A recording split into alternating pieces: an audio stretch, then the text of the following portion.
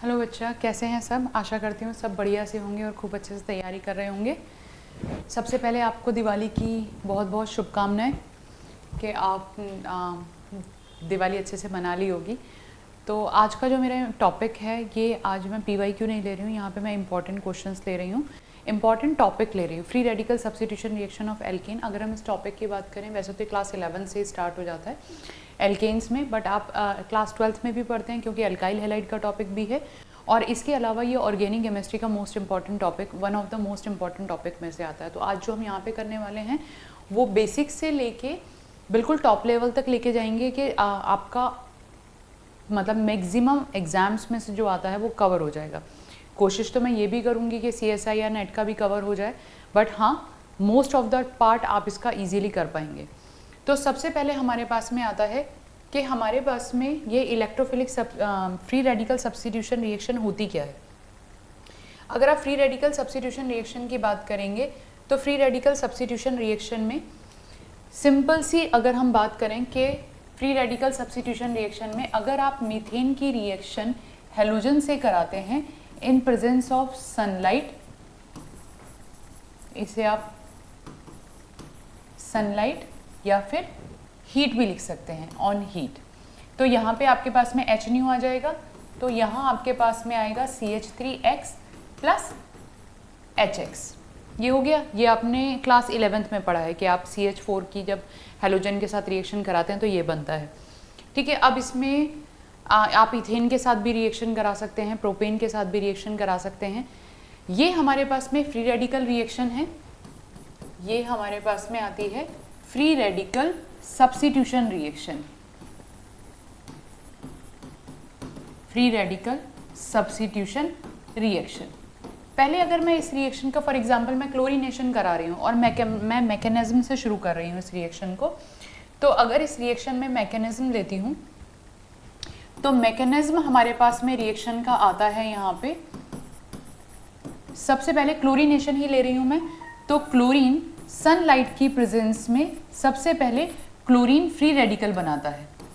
ये chlorine free radical बना, ये क्लोरीन फ्री रेडिकल आपका मीथेन में से एक हाइड्रोजन को एब्स्ट्रैक्ट करेगा। हाफ एडेड एरो बना रही हूँ मैं यहाँ पे, ये इस तरीके से रिएक्शन मैकेनिज्म आपका एरो पुशिंग बहुत इंपॉर्टेंट होती है। अगर आपको एरो पुशिंग में थोड़ा सा भी कंफ्यूजन है तो हमेशा फ्लो ऑफ इलेक्ट्रॉन दिखाते हैं। टेल वहाँ से शुरू होती है जहाँ से आपके इलेक्ट्रॉन स्टार्ट हो रहे हैं। Either it can be sigma bond, it can be pi bond, it can be lone pair और it can be single bond also. Single bond के लिए आप उसको हाफ एडेड एरो करके दिखाएंगे। तो हमेशा ये ध्यान रखना है कि जब भी आप एरो पुशिंग कर रहे हैं तो एरो पुशिंग में स्टार्टिंग आप इलेक्ट्रॉन को लेके जा रहे हैं, यानी कि आपके हाथ में इलेक्ट्रॉन है और आप इलेक्ट्रॉन को लेके जा रहे हैं। तो यहाँ पे अब मेरे पास में HCl बनेगा और ये मिथाइल फ्री रेडिकल बन गया, ये मेरे पास में मिथाइल फ्री रेडिकल बन गया। नेक्स्ट स्टेप में ये मिथाइल फ्री रेडिकल दूसरे किसी क्लोरीन मॉलिक्यूल पे अटैक करेगा इस तरीके से, और ये CH3Cl बन जाएगा और यहाँ पे क्लोरीन फ्री रेडिकल बनेगा। इस तरीके से ये रिएक्शन आपकी चलती रहेगी। बट रिएक्शन में अगर मैं बात करूँ तो रिएक्शन में यहाँ पे डिफरेंट स्टेप्स होते हैं। जब से कि सबसे पहला स्टेप जहाँ पे आपका फ्री रेडिकल बना है that is called initiation step, this is initiation step. ये आपका इनिशिएशन स्टेप हो गया। यहाँ पे जब आपका फ्री रेडिकल बना है you can take the peroxide free radical as well, जैसे कि आपके एग्जाम्स में कई बार आया भी हुआ है। इसके बाद में जो नेक्स्ट स्टेप होता है, नेक्स्ट स्टेप हमारे पास में होता है प्रोपेगेशन। प्रोपेगेशन स्टेप में रिएक्शन प्रोसीड करने लगती है and the last step we have the termination step. Termination step किसी भी तरीके से हो सकता है, either the two free radical can combine in any of the way के the chlorine free radical will combine together, the two methyl free radical can combine together. तो आपके पास में इस तरीके से C2H6 बन जाएगा और the chlorine with the one of the CH3 group. तो अभी ये जो हमने यहाँ पे बात करी है that we did the monochlorination, but monochlorination के बाद में if you are taking excess of chlorine it will undergo dichlorination, trichlorination, यानी कि नेक्स्ट स्टेप में मैं फिर इसे ऐसे दोबारा लिख दूंगी Cl with HNU, you will have CH2Cl2 plus HCl। आप इसे दोबारा करा सकते हैं, Cl2 in presence of HNU, you will have CHCl3 with HCl and you can do that reaction again Cl2 in presence of H nu with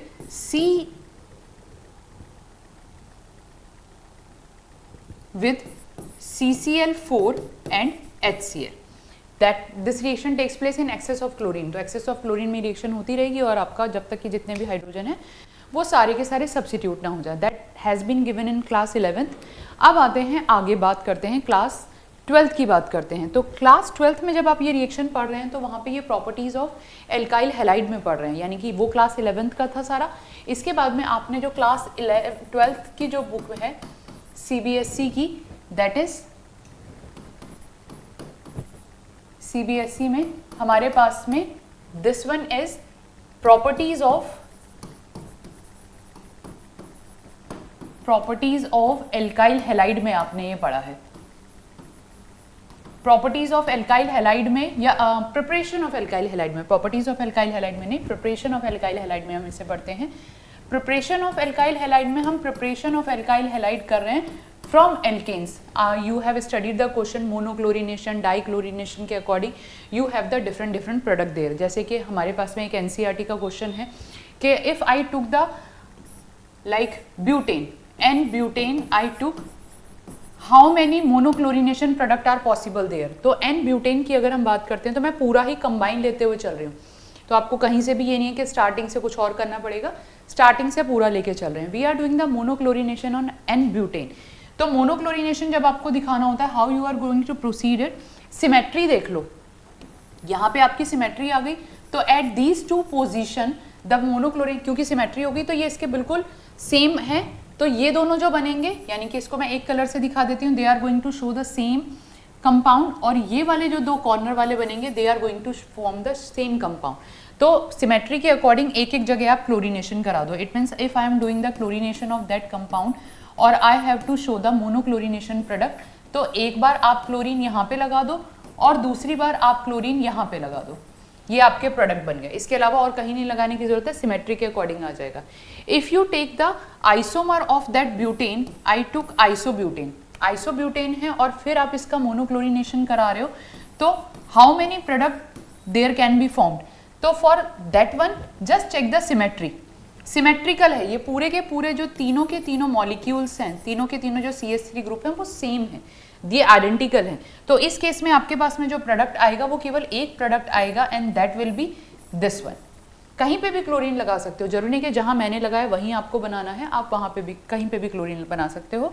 तो ये आपके पास में मोनोक्लोरिनेशन प्रोडक्ट बनेगा. बट यहाँ पे एक हाइड्रोजन भी है, अगर मैं यहाँ पे देखूँ तो ये एक हाइड्रोजन भी है, तो इसके अलावा भी आपके पास में एक और प्रोडक्ट बनेगा, ये आपके पास में क्लोरीन यहाँ पे भी आ जाएगा. ठीक है, तो आप पोजीशन देख लो कि ये आपका सिमेट्रिकल आ गया. सिमेट्रिकल के अकॉर्डिंग जो भी दो हाइड्रोजन, जहाँ कहीं भी एक हाइड्रोजन है, मोनोक्लोरिनेशन करो और प्रोडक्ट बना दो. अब ऐसे ही आपके पास में आइसोपेंटेन का आया है क्वेश्चन, जो इन्होंने दे रखा है C5H12 का दे रखा है आपको, तो उसमें उसके आपको आइसोमर बनाने हैं और आइसोमर बनाने के बाद में आपको मोनोक्लोरिनेशन करना है. तो first you have to make the isomers. Normal pentane बनाना है, आइसोपेंटेन बनाना है, नियोपेंटेन बनाना है, and then you can do the monochlorination. And at how many position you can have the monochlorination occur, उसके अकॉर्डिंग आपके पास में आंसर आ जाएगा. ये आपको NCERT में क्वेश्चन दिया हुआ है. ठीक है, ये बिल्कुल सिंपल सा था अभी तक. तो यानी कि अब मैं मेन टॉपिक पे आती हूँ कि what is the reaction mechanism for that and how you can get the product for that. Now we are just discussing the chlorination. Why we are not discussing the bromination, fluorination and iodination? अगर हम discuss करें, जैसे कि मेरे पास में next आता है, अगर मैं मीथेन का फ्लोरिनेशन कराऊं तो the reaction takes place actually in 2 steps. Reaction 2 step में होती है. पहले क्या है, फ्लोरीन फ्री रेडिकल आपका मिथाइल फ्री रेडिकल पे अटैक करेगा, मिथाइल पे अटैक करेगा, मीथेन पे अटैक करेगा and you will get the methyl free radical. And then that methyl free radical abstract the fluorine. वही प्रोपेगेशन स्टेप आएगा, तो प्रोपेगेशन स्टेप में वो फ्लोरीन को एब्स्ट्रैक्ट करेगा. तो आपके वो जो 2 स्टेप हैं, वो 2 स्टेप बहुत इंपॉर्टेंट है. वो 2 स्टेप आपके कौन कौन से हैं कि फर्स्ट ऑफ ऑल आपके पास में F2 जो हुआ वो सनलाइट के प्रेजेंस में F बनाया. F2 नहीं लेती हूँ मैं, सारा X2 ले लेती हूँ so that you can understood कि हम क्या डिफरेंस करने वाले हैं. तो X2 आया यहाँ पे सनलाइट के प्रेजेंस में, you will get the X free radical. अब ये जो X फ्री रेडिकल है ये मीथेन के साथ रिएक्शन करेगा. This is the main first step. तो वो तो इनिशिएशन स्टेप हो चुका है, ये प्रोपेगेशन का फर्स्ट स्टेप है। तो there you have CH3 free radical and HX you are going to get there. अब ये जो CH3 फ्री रेडिकल है ये दूसरे मॉलिक्यूल X2 से अटैच करेगा, it is going to attach, तो ये CH3X ले लेगा एंड X फ्री रेडिकल, तो इस तरीके से प्रोपेगेशन रिएक्शन होती रहेगी। Now these two steps are important. इसी से आपको पता चलता है कि why we are only doing the chlorination और bromination, why we are not doing the fluorination और द आयोडिनेशन रिएक्शन। अगर हम overall energy of these reactions की देखें कि अगर मैं X की जगह if I am taking in place of X2 अगर मैं F2 ले रही हूँ, if I am taking Cl2, if I am taking Br2 और if I am taking I2, ये चारों कंपाउंड ले रहे हैं। तो सबसे पहले अगर मैं ये वाली रिएक्शन देखूं तो the overall enthalpy of these two steps, ये वाले जो दोनों स्टेप की ओवरऑल एंथैल्पी होती है, इट इज हाईली एक्सोथर्मिक। ये आपके पास में हाईली एक्सोथर्मिक रिएक्शन होती है। तो आई कैन सी कि it is a vigorous reaction, ये बहुत ही तेजी से रिएक्शन होती है and it is an explosive type of reaction. तो हम इस रिएक्शन को कराते ही नहीं है, हाईली एक्सोथर्मिक रिएक्शन है, बहुत ही विग्रस तरीके से रिएक्शन होती है, बहुत ही तेजी से रिएक्शन होती है।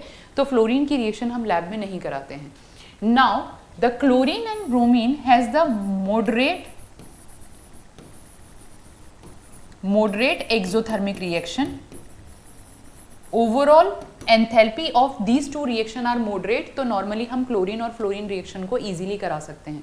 It means we can do halogenation of chlorine and fluorine easily, halogenation of alkane easily with chlorine and bromine.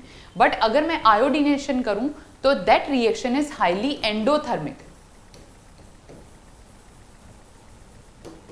Highly endothermic है, तो ये रिएक्शन भी पॉसिबल नहीं है। यानी कि अगर आप जब भी एल्केन का ऑर्डर देखेंगे and if you are doing the free radical substitution of alkane, mostly you will see कि we are doing the alkane the halogenation of the alkane by the chlorine and bromine. तो ये reason है, you can have the question for that कि इसमें question पूछा गया है। IIT GeM के बच्चों को पता होना चाहिए, CSI या नेट के बच्चों को पता होना चाहिए, गेट के बच्चों को। सो यू शुड नो कि अगर आप IIT जेम, CSI या नेट या और किसी उसके हायर स्टडीज़ के लिए कर रहे हैं, if you are preparing for the advance organic chemistry, IIT के लिए एडवांस की प्रिपरेशन करें, तो that also you should know कि तो थोड़ा सा आपको बस इतना ध्यान रखना है कि इसमें जो ये दोनों स्टेप हैं इनकी जो ओवरऑल एंथैल्पी है केवल यही दोनों स्टेप की फेवरेबल होती है।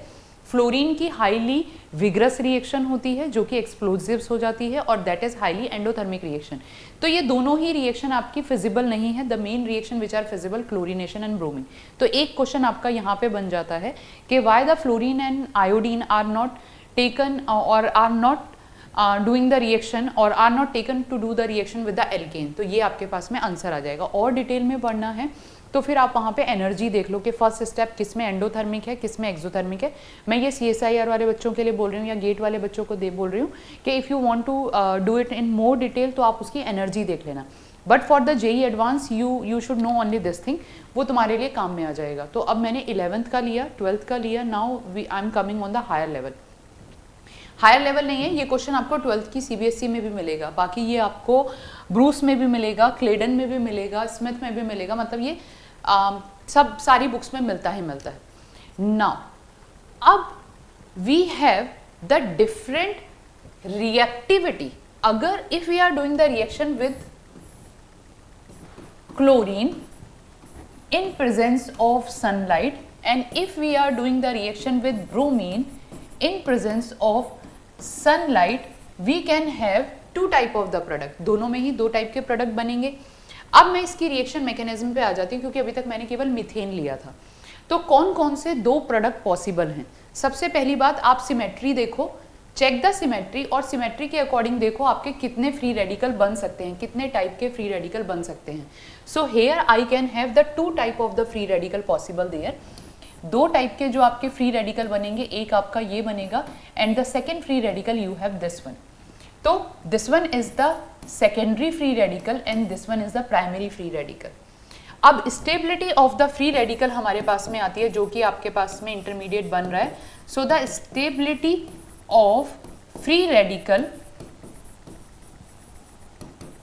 आपके पास में बेंजाइल फ्री रेडिकल की जो स्टेबिलिटी होती है, this is the most stable free radical. But हाँ, अगर यहाँ पे दोनों हाइड्रोजन को हटा के दो फिनाइल ग्रुप भी ले आओगे तो that is the tertiary group, और this one is the most stable most stable free radical, जिसे हम आइसोलेट भी कर सकते हैं. इसके बाद में आपके पास में आता है allylic free radical which is less stable than the benzylic. Then you have the tertiary free radical, then you have the secondary free radical, then you have the primary. Primary के बाद में you have the methyl, methyl के बाद में you have that allylic, vinylic, और vinylic के बाद में ये आपके पास में आ जाएगा ट्रिपल बॉन्ड के लिए. तो ये आपके पास में स्टेबिलिटी ऑर्डर आ जाता है, जो कि आपका इंटरमीडिएट बनेगा. Now according to stability of the intermediate आपके पास में दो तरीके के प्रोडक्ट बन रहे हैं, दो तरीके के free radical you can form there, and the chlorine can attach on these free radical according to that product. तो हमारे पास में ये भी क्लोरीन, ये प्रोडक्ट भी बन सकता है, and we can have this product also. ऐसे ही हमारे पास में यहाँ पे ये ब्रोमीन वाला भी बन सकता है, और ये आपके पास में ये भी बनेगा ना. ये बहुत सिंपल लग रहा है अभी तक, बहुत भाई ठीक है, दो हैं, दोनों में से बन गया. अब नाउ द प्रॉब्लम कम्स कि which one is the major product and which one is the minor product. अब मेजर और माइनर प्रोडक्ट अगर आप स्टेबिलिटी के अकॉर्डिंग देखो तो the secondary free radical is the more stable than the primary free radical. So आपको ये लगेगा कि it should be the major and that should be the minor. Bromine के केस में इट इज एग्जैक्टली करेक्ट कि ये जो आपका प्रोडक्ट है ये आपका मेजर होगा और ये प्रोडक्ट आपका माइनर होगा. ये मेजर होगा तो ये वाला प्रोडक्ट आपका 80 ये आपका 90 के आसपास 90% यानी कि मेजर ही है. बट अगर मैं यहाँ पे बात करूँ तो ये आपका 60-40 का रेशो बनाता है, यानी कि ये आपका 60% है और ये आपका 40% है. इट्स क्वाइट हाई कि अगर आप मेजर के अकॉर्डिंग बात कर रहे हो, सेकेंडरी फ्री रेडिकल जो क्लोरीन का बन रहा है that is making the 60% and the primary free radical is making the only 40%. तो अब यहाँ पे क्या रीजन आता है. ऐसे ही अगर मैं इसमें नेक्स्ट एग्जाम्पल लूँ, so the example, whatever the example I am taking there, these are the most important example and these are taken from the most like के फॉरेन ऑथर की बुक्स में से मोस्ट इंपॉर्टेंट जो books हैं जहाँ से आपके क्वेश्चन बनते हैं वहीं से लिए हुए हैं. तो अब अगर मैं ये वाला एग्जाम्पल ले लूँ, आपको मैं ये ले लूँ, ये दिया हुआ है आपको, तो that is the secondary two methyl propane compound आपको दे रखा है और मैं यहाँ पे आपका क्लोरीनेशन करा दूँ. तो क्लोरीनेशन कराने के बाद में मुझे यहाँ पे दो प्रोडक्ट मिलेंगे, एक आपका ये मिलेगा और दूसरा आपका ये मिलेगा. अगेन ये मेजर होगा बट इसकी परसेंटेज भी होगी. अगर ये 80% है तो ये 20% के आसपास होगा. बट अगर मैं यहाँ पे इसी कंपाउंड को ब्रोमीन के साथ रिएक्शन कराऊं तो ब्रोमीन के साथ सनलाइट पे रिएक्शन कराने पर हमारे पास में ये प्रोडक्ट बहुत कम बनेगा, यानी कि that is less than 1% only. और ये वाला जो प्रोडक्ट बनेगा दैट विल बी 99%. ये आपका 99% बनेगा. तो what is the reason for that, इसके लिए क्या रीजन है कि ब्रोमीन और क्लोरीन की रिएक्टिविटी में इस तरीके से फर्क आता है. नाउ जो मैंने आपको थर्मोडायनेमिक्स वाले स्टेप बताए थे, ये सब चीज़ें स्टेप पे डिपेंड कर रही हैं. क्लोरीनेशन में जो फर्स्ट स्टेप है और ब्रोमिनेशन का जो फर्स्ट स्टेप है उसमें फ़र्क है. The chlorination undergo that is kinetically favour product. तो जो भी बच्चे IIT जेम की प्रिपरेशन कर रहे हैं या गेट की प्रिपरेशन कर रहे हैं उन्हें ये पता होना चाहिए. काइनेटिकली फेवर्ड प्रोडक्ट यानी कि ये वाले ये वो प्रोडक्ट हैं जो बहुत ही तेज़ी से बनते हैं. So chlorine is highly reactive क्योंकि क्लोरीन का जो फर्स्ट स्टेप है वो एक्सोथर्मिक है, जबकि ब्रोमीन का जो फर्स्ट स्टेप है वो एंडोथर्मिक है. तो chlorine is doing the reaction according to the kinetically favoured product, जबकि bromine is doing the reaction according to the thermodynamically favoured product. तो अगर मैं इसको इस तरीके से लिखना चाहूँ तो मैं इसे ऐसे भी लिख सकती हूँ, दैट इज द थर्मोडायनेमिकली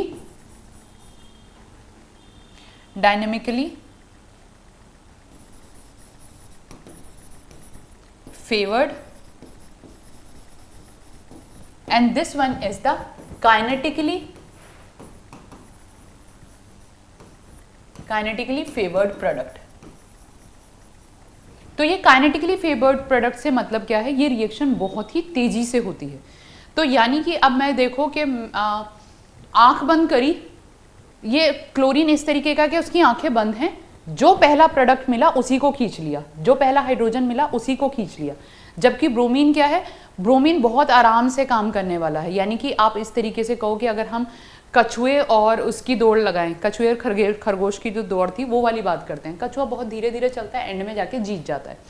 खरगोश बहुत तेज तेज चलता है, बाद में जाके थक जाता है। या फिर मैं इस तरीके से कहूँ कि chlorine is a rabbit, chlorine rabbit है, बहुत तेजी से चल रहा है, जो मिला उसी हाइड्रोजन को पकड़ के खींच लिया।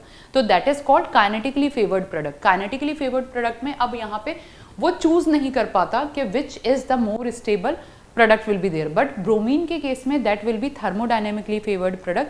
तो इसमें जो आपका प्रोडक्ट बनेगा वो मोस्ट स्टेबल प्रोडक्ट बनेगा। यानी कि इसे आप इस तरीके से भी लिख सकते हैं कि selectivity and reactivity rule, this is called selectivity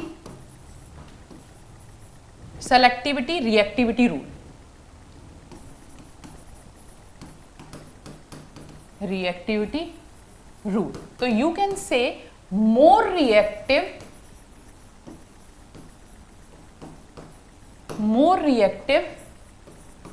less selective and less selective,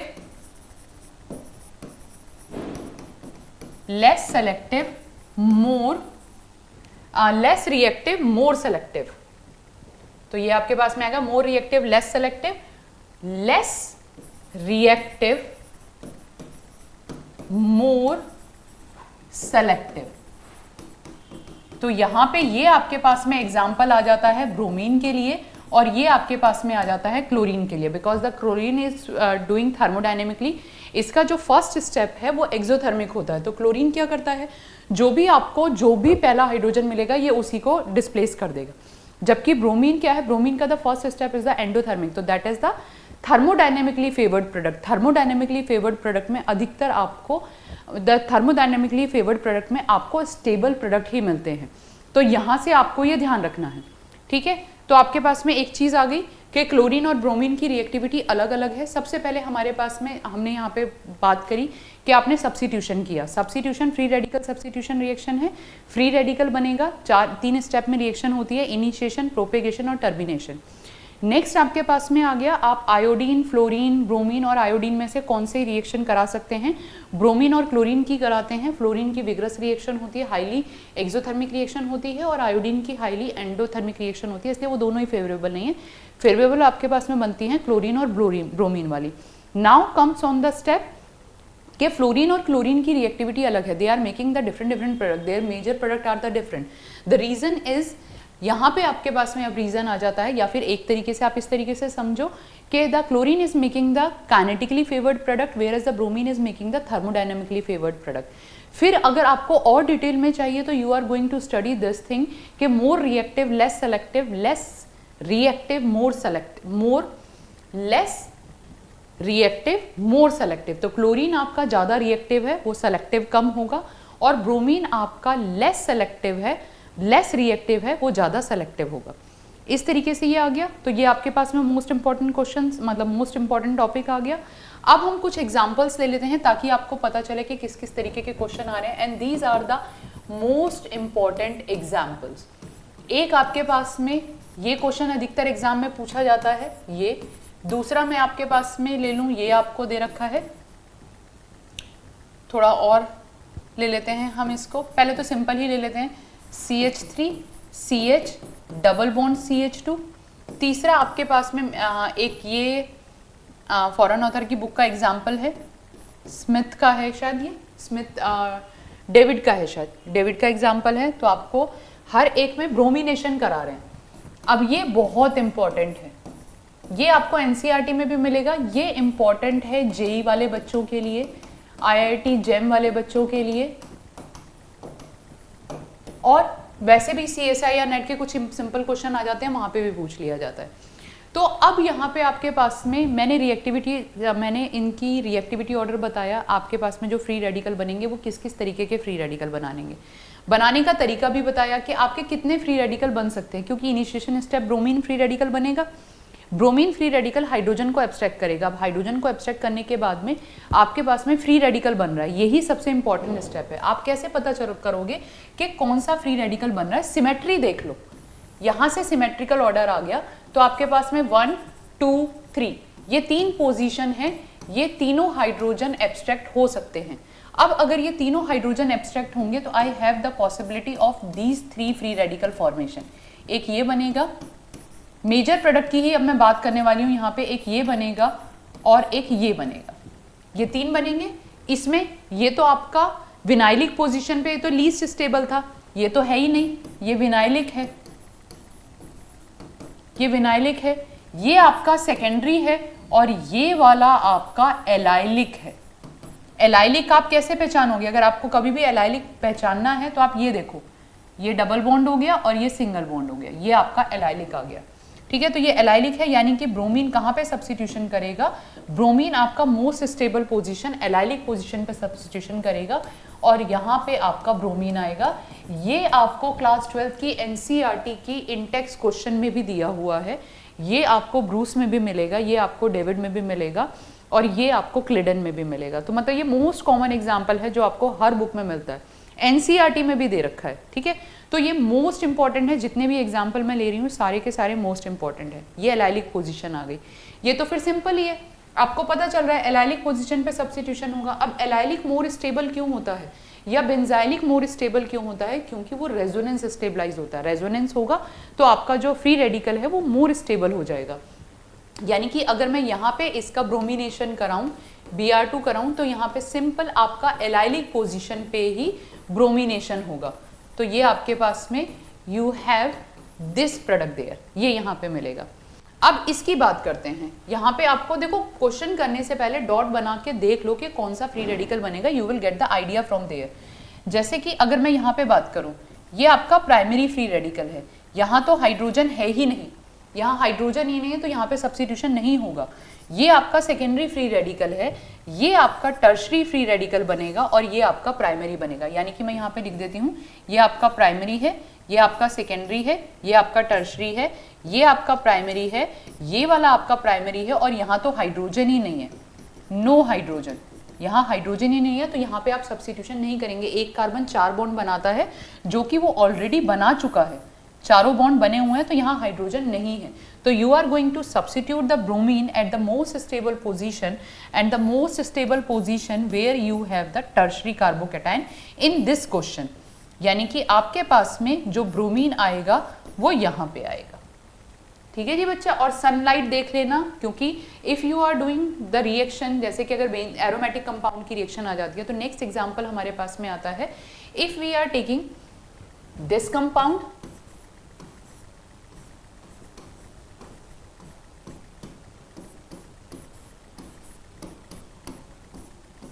this one, ये हमें कंपाउंड दिए हैं और इनकी रिएक्टिविटी बताना है, दोनों की हम ब्रोमीन के साथ रिएक्शन करा रहे हैं। अब now check the conditions very properly कि if you are doing the reaction in presence of, in absence of sunlight or in presence of sunlight. If you are doing the reaction in presence of sunlight, then it will be free radical substitution reaction. But if you are doing the reaction in absence of sunlight, then it will be electrophilic aromatic substitution reaction. तो बहुत important चीज़ है, ये चीज़ ध्यान रखना। यहाँ पे वैसे मैं इलेक्ट्रोफिलिक एरोमेटिक सब्स्टिट्यूशन कराऊंगी, but if I am doing that reaction Br2 with Fe in dark, dark में अगर मैं ये रिएक्शन करा रही हूं तो I am going to get the ortho and para compound, ये प्रोडक्ट मिलेगा मुझे, ortho and para compound. CS3 से कंफ्यूज मत होना, जो छोटे बच्चे देख, मतलब जो जेई वाले बच्चे देख रहे हैं या 11-12 वाले बच्चे देख रहे हैं तो उससे कोई फर्क नहीं पड़ता। ऑर्थो पोजीशन क्या होती है, एक ग्रुप है उसके बराबर वाली दोनों पोजीशन ऑर्थो पोजीशन होती हैं। मैं उसको ऊपर नीचे लिख दूंगी तो उससे कोई फर्क नहीं पड़ता। Okay, now I am doing this reaction in presence of sunlight. अब in presence of sunlight you have to follow the free radical mechanism, और फ्री रेडिकल मैकेनिज्म होगी तो आपको ये देखना पड़ेगा कि आपका कौन से वाला फ्री रेडिकल बनेगा, कहाँ पे फ्री रेडिकल बनेगा। अब आपका एक फ्री रेडिकल यहाँ पे बन सकता है, and this is called benzylic free radical, जो मैंने सबसे ऊपर लिखा था। बाकी आपका बेंजीन रिंग पे जो फ्री रेडिकल बनेगा वो तो अनस्टेबल ही होता है, वो नहीं बनेगा। तो you will get the product at benzylic position, इसे आप बेंजाइलिक पोजीशन बोलते हैं। तो यहां पे आपका ब्रोमीन आएगा। अब ये वाला क्वेश्चन है, अगर मैं इसको ऐसे लिख दूं CH3 CH2, तो बच्चे ये क्या सोचते हैं कि CH3 पे ही होगा, बट अगर मैं इस CH3 पे इसे यहाँ पे सब्स्टिट्यूशन करा रही हूँ, I am doing that bromination there, तो ये बेंजाइलिक नहीं है, ये रेजोनेंस में ही पार्टिसिपेट नहीं करा। अब देखो इसको, ये वाला CH2 तो यहाँ पे आ गया, ये अब बेंजीन रिंग के साथ रेजोनेंस में कहाँ पार्टिसिपेट कर रहा है? It is simple primary free radical, primary free radical बनाएगा, जो कि बिल्कुल अनस्टेबल है, ये कंपाउंड बिल्कुल नहीं बनेगा। So again you have to check कि you have the two position, दो पोजीशन है, एक पोजीशन आपके पास में ये है, एक पोजीशन ये है। This one is the primary, ये प्राइमरी है, ये सेकेंडरी बेंजाइलिक है। This position is called benzylic position, और बेंजाइलिक पोजीशन स्टेबल होती है because it is resonance stabilize compound. तो आपके पास में जो यहाँ पे प्रोडक्ट बनेगा, there you have this product. और ये क्वेश्चन भी एनसीईआरटी में भी दिया हुआ है, मेरे ख्याल से ब्रूस में भी है, क्लेडन में भी मिलेगा आपको शायद। तो यहाँ पे जो आपको कंपाउंड मिलेगा, ये इस पोजीशन पे ब्रोमीन मिलेगा। तो यही 4-5 एग्जाम्पल हैं। स्टेबल कंपाउंड देख लेना कौन सा स्टेबल है, और उसके अकॉर्डिंग आप प्रोडक्ट बनाना। तो कई बार बच्चों को कंफ्यूजन होता है, सनलाइट है, कई बार हीट भी दे देते हैं, they are going to give you the heat also. Okay बच्चा, तो इस तरीके से आपको ये देखते हुए चलना है। देखो organic chemistry is very simple, but आपको कुछ चीज़ें याद करनी पड़ती हैं, विदाउट लर्निंग नहीं कर पाओगे। अब इतना सारा क्या करना है, तो I am doing that work for you, कि मैं हर एक टॉपिक में से इंपॉर्टेंट क्वेश्चंस लेके आऊँगी, सो दैट कि you can do them easily. तो ये क्वेश्चन मैंने IIT JEM में भी कई बार देखा है। That question I have seen in आपके जो JEE एडवांस के जो बच्चे हैं उनके लिए भी इंपॉर्टेंट है, और आपको मैंने बताया ये NCERT में भी दे रखा है, तो NCERT में भी इंपॉर्टेंट है, बट NCERT में you are not going to do in very much detail, इतनी डिटेल में नहीं है कि एक्चुअल में हो क्या रहा है, बट हाँ यू शुड नो दैट। तो मेंस का भी क्वेश्चन बन सकता है, ये क्वेश्चन कई बार हर एग्जाम में अलग अलग तरीके से पूछे हैं। तो if you are doing free radical substitution reaction, you have to check the which one is the most stable free radical. दोबारा बता देती हूँ, टर्शरी फ्री रेडिकल अगर फिनाइलिक वाला दिया हुआ है, तीनों बेंजीन रिंग आपको दे रखी हैं इस पे, इस तरीके से ये, तो this is the most stable free radical, ये आपका मोस्ट स्टेबल फ्री रेडिकल है। इसे आप ऐसे भी लिख सकते हैं PH3C, ये मोस्ट स्टेबल फ्री रेडिकल है, you can isolate this free radical also. ठीक है, तो ये this is the complete reaction of the free radical substitution reaction JEE advance और मेंस के लेवल के अकॉर्डिंग। बट हाँ, for the CSI purpose you have to study. हाँ, एक चीज़ और, when you are doing free radical substitution reaction, sometimes they are going to give you the NBS, ये आपका रिएजेंट है NBS, N bromo succinimide, that is the compound. ये यहाँ पे N है और यहाँ पे ये ब्रोमीन है, NBS की क्या प्रॉपर्टी है? NBS is going to the free radical, bromine free radical, that is going to form the bromine free radical. तो यानी कि ये भी फ्री रेडिकल सब्स्टिट्यूशन रिएक्शन है। तो अगर आपको क्वेश्चन इस तरीके से ना देके, for example I am giving the question in this way कि I am writing the NBS there, so it is nothing, कुछ भी नहीं है, बहुत सिंपल सी चीज़ है। It means they are going to give you the bromine free radical. तो ब्रोमीन फ्री रेडिकल है, तो आपके पास में प्रोडक्ट यही वाला आएगा, ये ब्रोमीन फ्री रेडिकल आपका एलाइलिक कंपाउंड बनेगा, और एलाइलिक कंपाउंड पे ब्रोमीन आ जाएगा। तो NBS is N bromosuccinimide, that is going to form the bromine free radical. कई बार आपके पास में परऑक्साइड कंपाउंड भी होते हैं, that also initiate the free radical mechanism. जैसे कि आपने जब आप एडिशन रिएक्शन करते हैं, तो वहाँ पे आप दो तरीके की एडिशन रिएक्शन करते हैं, एक आप इलेक्ट्रोफिलिक एडिशन रिएक्शन करते हैं, और दूसरा आप फ्री रेडिकल एडिशन रिएक्शन करते हैं। तो फ्री रेडिकल एडिशन रिएक्शन में you are going to start the reaction by the peroxide compound, तो वहाँ पे फिर वो परऑक्साइड हेल्प करता है आपको परऑक्साइड इनिशिएशन रिएक्शन में। तो but these are the different mechanism, वहाँ पे वो एडिशन रिएक्शन है, यहाँ पे ये सब्स्टिट्यूशन रिएक्शन है। Okay, that is the first starting, कि मैंने क्वेश्चंस के साथ में एक्सप्लेनेशन भी लिया है। प्लीज़ जो भी आपकी क्वेरीज हैं उसको कमेंट में भेज दीजिए, so that I can make the videos according to that. I am not a very professional kind of the person, but हाँ, आप जैसे बोलेंगे मैं उस तरीके की वीडियोज़ बनाने की कोशिश करूँगी। And please share, like and subscribe, क्योंकि ये पता है, इसी चीज़ों से मुझे पता चलता है कि हाँ भी आपको समझ आ रहा है या नहीं आ रहा।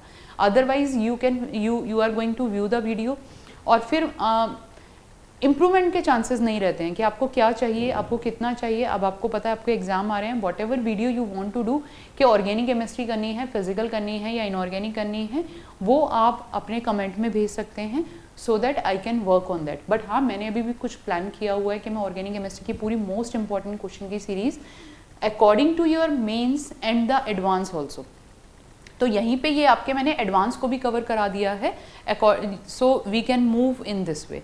Okay, otherwise please share, like and subscribe. Okay, चलिए मिलते हैं फिर नेक्स्ट वीडियो में। Thank you.